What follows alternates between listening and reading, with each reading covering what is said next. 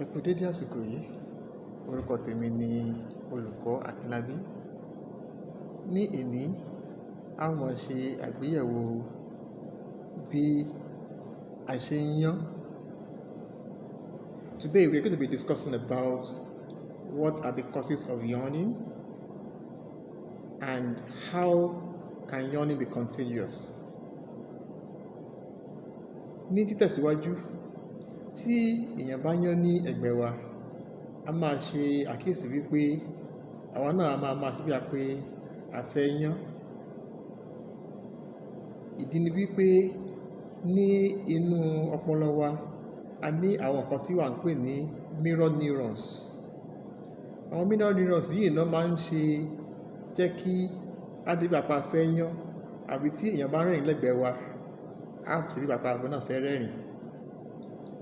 What I'm trying to say in essence is that yawning is contagious because of the fact that we have some special kind of neurons in our brain called the mirror neurons.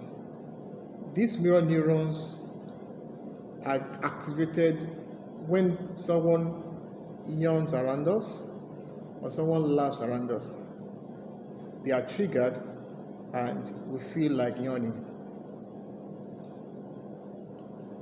Kí a tó máa tẹ̀síwájú, ẹ láti mọ àwọn nǹkan tí ó máa ń fà á tí a máa fi ń yán.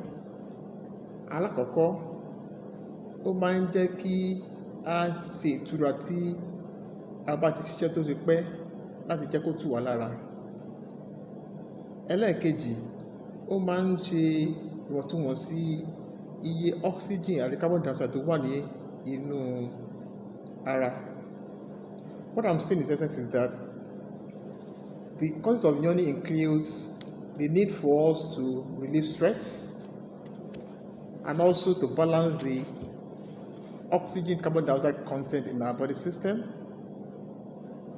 and also it cools down the brain. Because after the brain has worked for a very long time, the brain needs to be cooled down due to a lot of stress that the brain has done. Yawning will cool down the brain. Nǹkan tí ó tún jẹ́ kí a ṣe àkíyèsí ni wípé tí èèyàn bá ń yán ní orí ẹ̀rọ ìbánisọ̀rọ̀ tá a bá ń bẹ́ni náà sọ̀rọ̀, àwọn náà máa gbà pé a fẹ́ yán. Ó máa ń wọ́pọ̀ láàrin ẹbí, ọmọ ìyá sọ́mọ ìyá, ẹ̀gbọ́n sábúrò. The reason why people feel like yawning is because there's a form of emotion attached to yawning. People that are closely related are more likely to yawn when someone around them yawns, if they're closely related by blood, because of these mirror neurons that have very closely related genetic makeup. Another factor that can also be looked at yawning, due to research, it has been confirmed that people that easily catch yawning have more empathy than people that do not catch yawning from other people.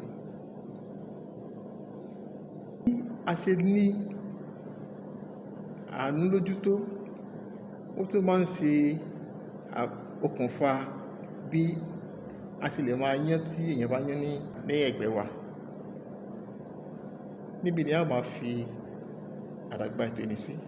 Ẹ ṣé púpọ̀ dàgbà náà. Thank you very much for listening. Bye for now.